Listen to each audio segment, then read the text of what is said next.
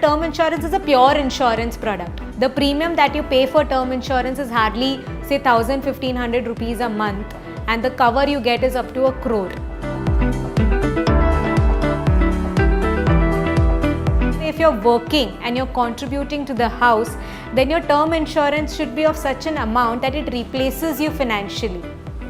So for instance, if I'm earning 1 lakh a month, which is 12 lakhs per annum, then my term insurance should be say 10 times of my 12 lakhs.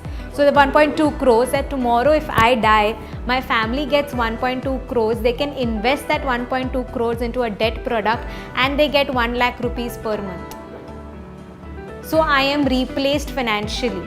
The endowment plans that you have would not be more than 25 to 30 lakhs.